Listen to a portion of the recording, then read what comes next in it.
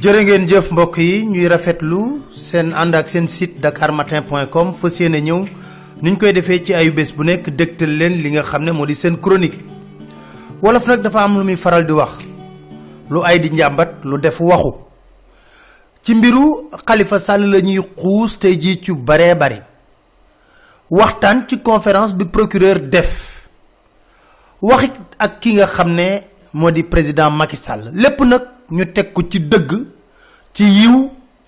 ak tamit ci fonk li nga xam ne moo di kilifa yu nekk ci réew mi rawatina ñi nga xam ne ñi ngi ci diine bu ne di ñu déglu di ñu woo téléphone di waxtaan ak ñun di rafetlu bu baax a baax suñ taxawaay ci réew mi ndax réew mi rek moo ñu ñor ku Sénégal fees sa bët doo gis nit ñu tàmbali ci conférence bu procureur de la République may wax ne réew bu ñu demee ba banqaas yi ko yor yépp ku nekk di tëkku askanam war nañu xoolaat sunu bopp ñoom it war nañu xoolaat seen bopp xam ndax sas yu ñu leen sas matee nañ ko àttan nañ ko président Macky Sall tëkku nañu mujjul fenn premier ministre tëkkuñu ci li nga xam ne moo di wàllu pétrole bi fa la mujjee nit ñi yaa ngi wax pétrole bay géex gaz procureur ñëw tëkkuñu moom it jëm ci li nga xam ne moo di wàllu justice may fàttali procureur ne ko ñun ñii di wax ak képp kuy wax am nga nit wala xarit ci biir justice bi fonk ko lool mu doon magistrat wala avocat ñu fonk leen lool jox leen seen cër bu baax a baax waaye dafa fekk na nag liñ leen di tuumaal di leen ko wax di leen ko joxoñu baaraam ñoom ñooñu ko wax amul benn ndaje bu Union des magistrats du Sénégal def ba noppi te joytuwun fa li nga xam ne moo di indépendance amul benn communiqué bu Union des magistrats du Sénégal génne te waxuñu fa waxu indépendance moom seen bopp dénoncer lii di immixtion de l'exécutif ci wàllu justice firnde laa leen ci jox bu ndaw Maguette Diop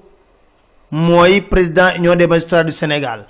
am na lu mu waxoon ci wàllu indépendance justice nañ ko déglu. La question de l'indépendance de la justice est une question centrale. J'allais même dire que c'est la marque de fabrique du pouvoir judiciaire. Parce qu'on ne peut pas concevoir une justice qui n'est pas indépendante. Et si vous faites très attention au communiqué du bureau exécutif, on met toujours en exergue le renforcement de l'indépendance de la justice. Pour nous, l'indépendance est déjà consacrée par la Constitution. Mais on est en train de se battre pour que cette indépendance soit renforcée. Ce n'est pas un luxe pour nous, mais c'est plutôt un socle, une valeur fondamentale à laquelle notre justice est adossée. Donc j'estime que, effectivement, je partage cette maxime, mais je voulais tout simplement y ajouter en mettant effectivement l'accent sur cette notion pour que les gens puissent comprendre qu'en réalité, les magistrats ne se battent pas pour un pouvoir judiciaire indépendant. Certains magistrats sont eu même à être affectés. Oui. Pourquoi? Parce qu'ils ont pris des décisions jugées courageuses. Et un magistrat qui fait son travail, même si ça déplaît, on doit quand même l'encourager, on doit le motiver. Un magistrat qui applique la loi dans toute sa rigueur, ça ne doit pas lui valoir une affectation. Et ça vide de tout son sens, de toute sa signification, le principe de l'inamovibilité, qui est une garantie essentielle de l'indépendance. dama jàllale sax waxu Arona Dème bu mujj bi démissionné ci conseil supérieur de la magistrature waaye procureur de la République fa mu toog noonu dafa am ku fa toogoon mu di kan Ousmane Diagne bés bi nga xam ne dafa war a def passation de service dafa amoon kàddu yu leer nañ yam waxoon ñu bëri njortu ne la muy wax am na lu ñu ko bëggoon a sant mu bañ ko lan la Ousmane Diagne waxoon ma wax leen ko ci nasaraan dafa ne leen le magistrat du parquet doit cesser d'être un fonctionnaire, un magistrat entièrement à part pour devenir un magistrat debout dont les statuts consacrent l'indépendance et la liberté d'action et de conscience en parfaite conformité avec la loi. Je n'ai jamais été autre chose qu'un procureur de la République et non un procureur du gouvernement. Je n'ai jamais été un procureur d'aucun gouvernement. J'ai travaillé avec plusieurs gardes des Sceaux et à l'exception notable du professeur Moustapha Souran, à qui je rends hommage, j'ai toujours eu de grandes difficultés à certains moments. Mais je rends grâce à Dieu d'avoir exaucé mon vœu le plus cher au moment d'entrer en fonction comme procureur de la République près le tribunal régional hors classe de Dakar, qui était de pouvoir sortir la tête haute sans devoir baisser les yeux devant qui que ce soit. À chaque fois qu'il m'a été possible de dire non, j'ai dit non de la façon la plus ferme, la plus irrévocable.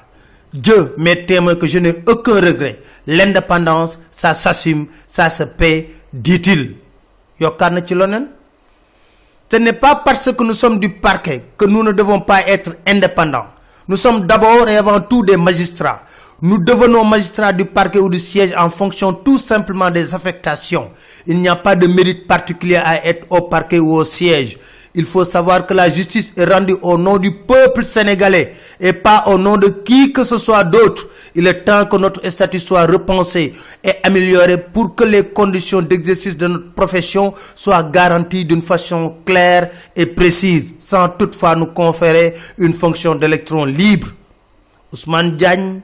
très prolixe, note qu'il est temps que les procureurs et les substituts cessent d'être exposés à des risques de représailles à chaque fois qu'ils décident d'exercer une petite parcelle de leur attribution en conformité avec leur serment de se comporter en dignes et loyaux magistrats. Kon buñ ne mbirum indépendance amna ci walu justice bi dafa am fuñ ko tek ñom ñoñu ko joytu ñom ñi di magistrat yi nek ci biir ñoñu ko joytu. Ousmane Diagne ba mi wax li dafa fekk ne Aminata Touré ministre de la justice dafa jëm ñaari yoon jëlé ko ci poste procureur fofulé ci ñettel yoon bi le réussir parce que daf ko bëggon deflo yo xamné da ko bañon. Aminata Touré tan ben magistrat bo xamné mom rek andon nak mom gis-gis ci CREI yi ndax magistrat yu bari dañoo bañon ne CREI yi amul njariñ. Kon dafa naa lu ñuy wax xam nañ ko bu baaxa baax ngañu len tay ngañu len suba yéenay joytu indépendance ñu ne kuy joytu indépendance nak xana da nga indépendant wul rax ci dolli régime bu ñew day bëgg am procureuram régime bu ñew day bëgg am procureuram parce que sunu réew mo tollogul ci démocratie une nette séparation des pouvoirs loloy dëgg lolu rek mom moy deug sunu rew mo tollogul fofule ci doxalin mi defuñu ko ci ñu yor rew mi defuñu ko bëgguñu ko séparation des pouvoirs te lu wara mëna am la lu wara mëna nek la ñun waxuñu indépendant wu len de yena koy joytu ñu andano di len ko joyal ngir ngeen am indépendance ndax ñep d'accord nañu manipulation justice dafa am Maguette Diop wax nako magistrat bu def no warta def jël décision bo xamé sa ak sa yelef dang ko respecter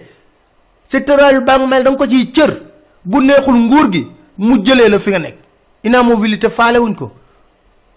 jëlé ko wax nako mom moy li am té nak ci deug deug dossier Khalifa Sall bi politique kessé la du lenn lu dul politique kessé politique kessé la lutax kan moy patron IGE du Macky Sall moy na IGE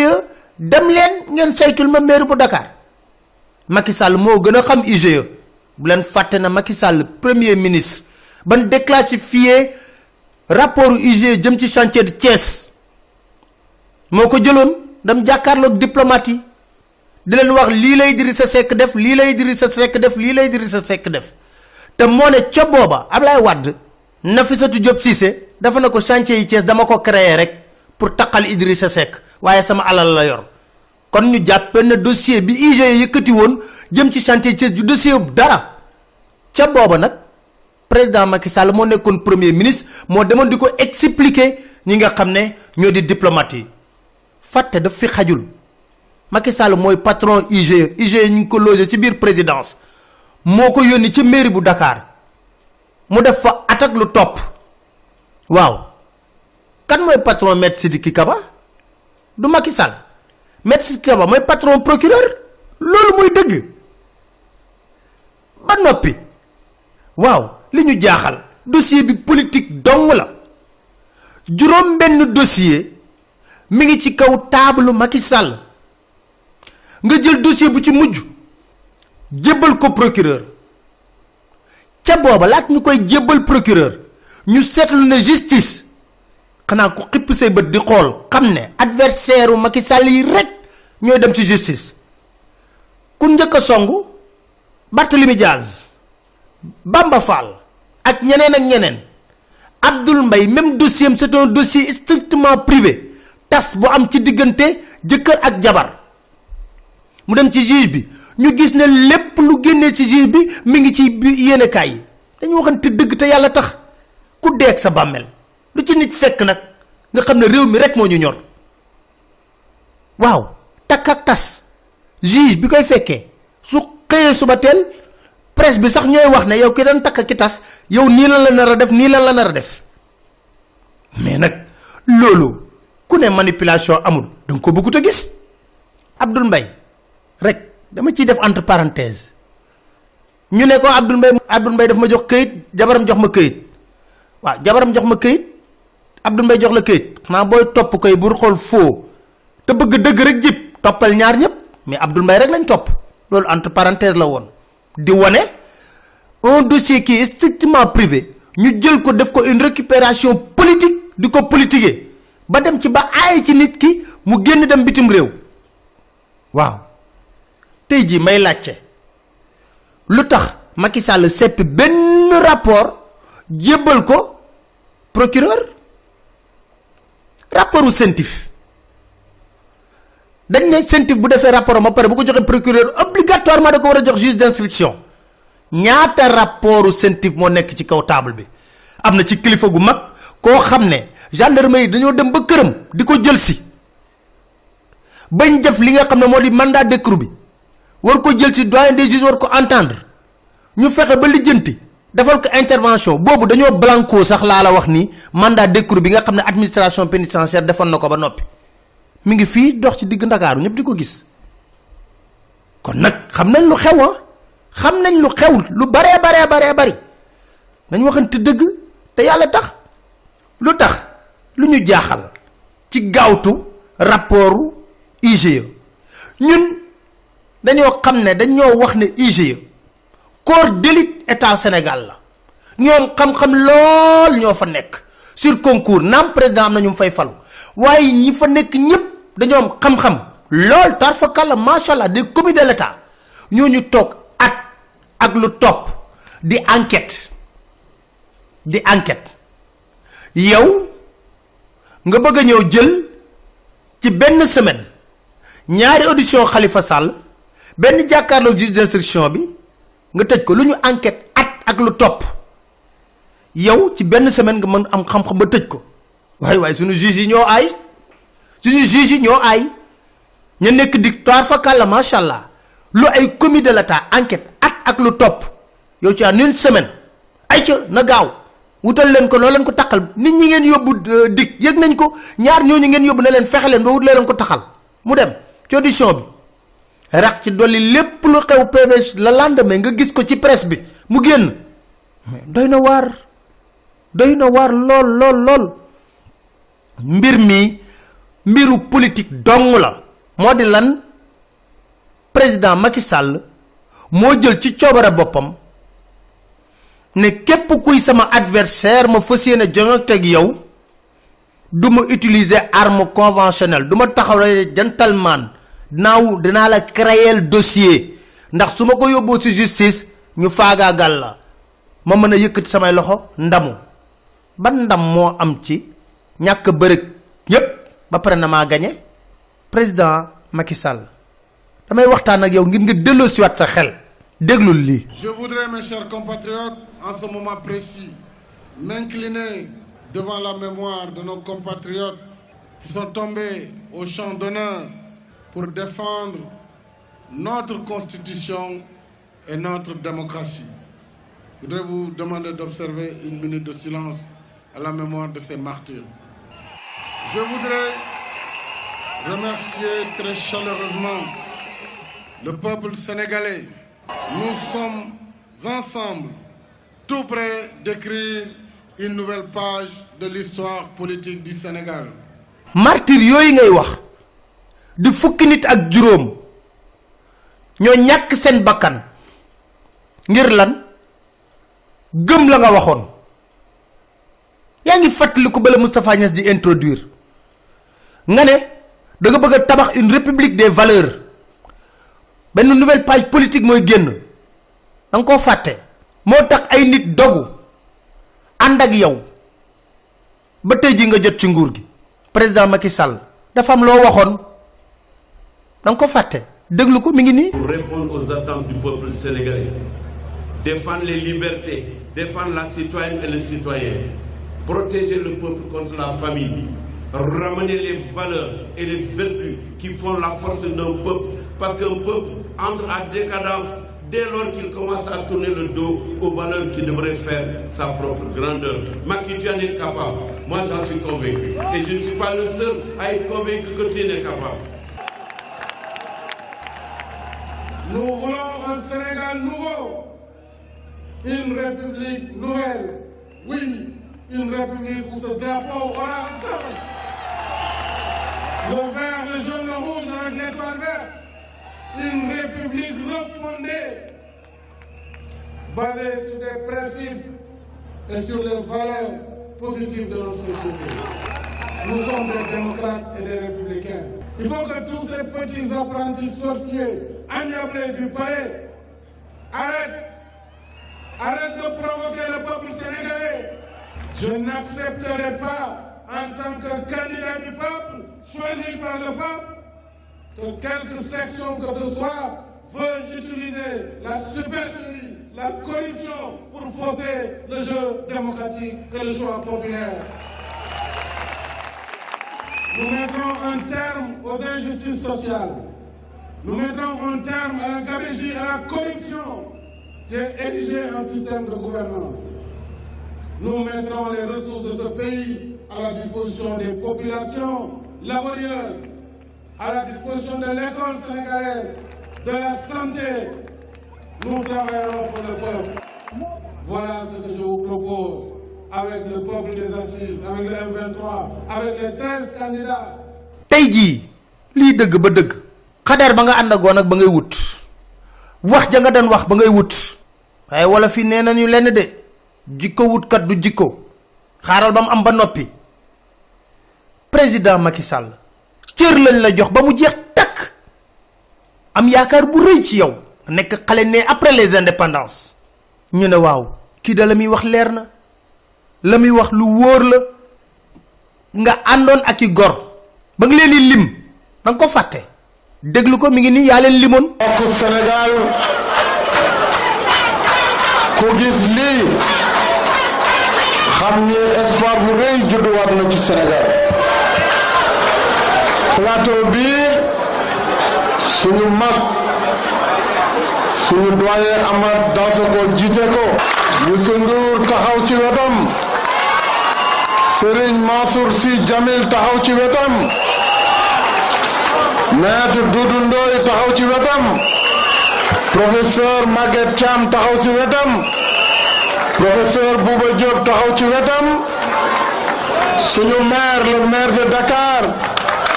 Khalifa Ababacar Sall. sama xarit sama rak le maire de Saint-Louis candidat Cheikh Bamba Dièye. très brillantissime avocat maître El Hadj Diouf. jël nañu engagement après le 25 bu ñu amee victoire danañ tabaxaat une république nouvelle et moderne boo xam ne démocratie moo fi dox président bi du jël boppam di ko def demi-dieu wala quart de dieu waaye dana xam ne dañ ko wóolu rek jiital ko ni ñu ko waxee ci alalu mbooloo ndënkaane la kon waruñu ko foye daañu fexe ba institution yi bu nekk dox wàllam justice bi dox wàllam assemblée nationale dox wàllam exécutif dox wàllam danañu liggéey ensemble toutes les forces vives pour aller ensemble aux législatives et ensemble servir le Sénégal loolu war na tax ku ne jóg bokk ci la nouvelle page écrite de l'histoire politique du Sénégal parce que imaginez leen benn instant mënuma ko xalaat ñu ne waxeet moo fi toogaat imaginez leen loolu fu Sénégal jëm ci yaakaar yu tos ci ay xeex yu fi am ci ay yëkkale yu ñu bëgg a yëkkale réew mi fii démocratie la république la. boole woon nga ci Khalifa Ababacar Sall de tagg ko lool mu nekk maire de Dakar ca booba nga weetoon ci deuxième tour mu àndoon ak yow fépp ngeen battre campagne waaw président est-ce que tey jii sa aqulaayi taala mën ngaa waat ne yaa ngi bind de lettres de noblesse ci suñu démocratie sénégalaise jaaxal nañu de est-ce que tey jii mën ngaa waat ne ci sa nguur ci juróomi at yi nga def te bu nekkoon ne sàmm nga la ñu diggoon tey jii ña nga ci élection bay xool ay deuxième tour ak yooyu est-ce que tey jii mën nga waat ne sa séparation des pouvoirs am na président du dee man maa moom ministre de l'intérieur fal naa fa sama mbokk sama xarit man maa moom direction sûreté nationale fal naa fa sama mbokk sama xarit man maa moom sama justice parce que lu ma leen sant ñu def rek ku jóg nga créer ko dossier yóbbu ci justice parce que xam nañ ne li nga bëgg moom mooy am déedéet président du noonu ban cafta ngay am ci ngañaay loo xam ne bërewoo ak say nawle ba gañe aka dan neex nga ne Khalifa Sall da nga bëgg a doon candidat ay ca Abdoul Mbaye da nga bëgg a doon candidat ay ca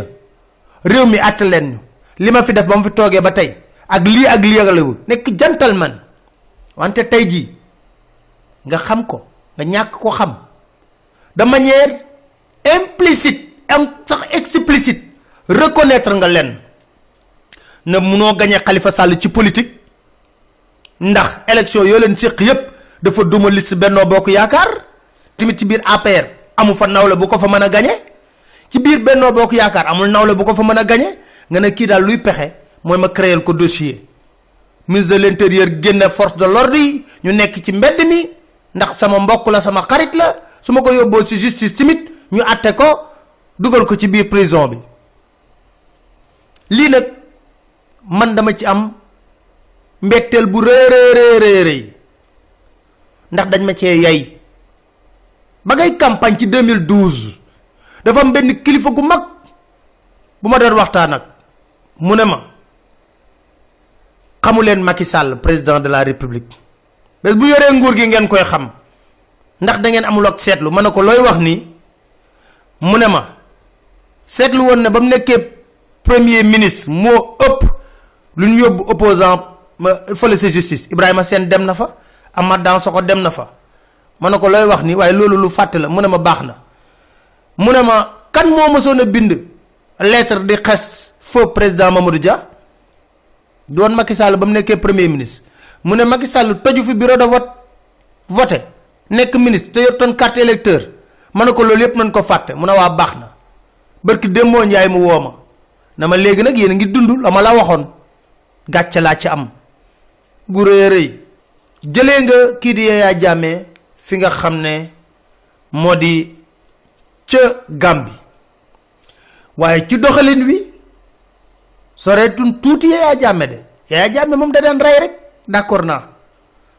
mais bii ngay def ni c'est plus subtil créer ay dossier waxuñu bu kenn reddition de compte du ma dugg ci biir dossier Khalifa Sall déedéet waaye bu ñuy def reddition des comptes nañ yamale ñëpp te lu ñu enquête ci 1 an 6 mois juge taf-tafee ko ci ñaata une semaine ku bëgg a dof yaa dof waaye dof amul ci réew mi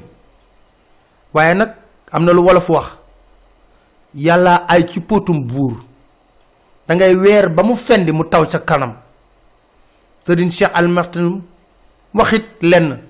wala fi dañuy wax ne sàcc ndënd yomb na waaye am foo ko tëggee moo jafe mu ne déedéet léegi kay ci réewum Sénégal da ngay sàcc ndëndu nit jàkkaarloo moom di ko tëgg waaye te yàlla ci mandoom mooy def ci tëgg googu du saf neex du saf naqadi ba nga mujj soof nit ñi boo mujjee nag da ngay ñeeñ leen sant di leen gërëm leen dig daje incha allah seen beneen chronique seen site dakarmatin.com.